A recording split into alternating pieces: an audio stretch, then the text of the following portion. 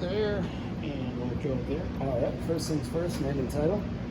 Eric Lindman, Director of Public Works and Utilities. All right, so Eric, give us an idea of what we're presenting here tonight as far as the new water plant project goes. So the commission is considering putting up a solar array for the new drinking water facility.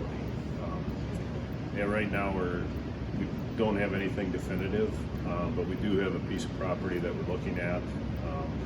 We have some very preliminary layouts to show the residents up here and anybody in the city who's interested, and also discuss about some power usages, how this could help offset some of the costs, and kind of help get us away from dependent on the grid with WPS. Yeah, because some people may look at this and they say, "Oh, well, why does the city have to hold a public information meeting about this?" But this could have some impact not only in the near term but long term down the road, right?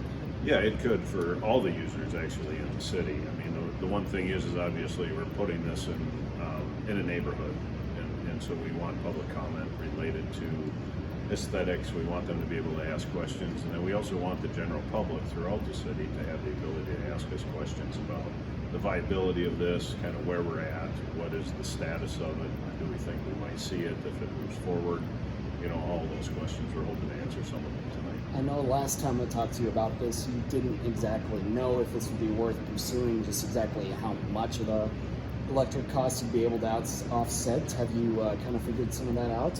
We have some preliminary numbers for it, but there's a lot of assumptions right now that we're trying to clear up with WPS, and also the load at our water treatment facility. When those peak loads are there things that we can do with our automation and things like that could make this even more beneficial. So we're still working on some of those numbers. So then, is there a way as well in this, or is this maybe too soon to ask, if you could, say, sell some of that power back to the grid if it's a low load time and if the facility's generating more power than it needs? Yeah, absolutely. So we would connect, if the utility owned it, we would connect it back to the grid, and then if we were over generating at any certain times, WPS would be required to buy that back. Although their buyback cost is pretty low right now, according to their tariffs. So we're trying to figure out if that's really going to be worth it for us. And so give us an idea then of what kind of timeline this project's on right now. Well, we're hoping if it becomes viable that we would construct it in 22, and then it would go online along with the new drinking water treatment facility. Right now we still have a couple more months of kind of looking in on some numbers and trying to zero in exactly what the viability of this is.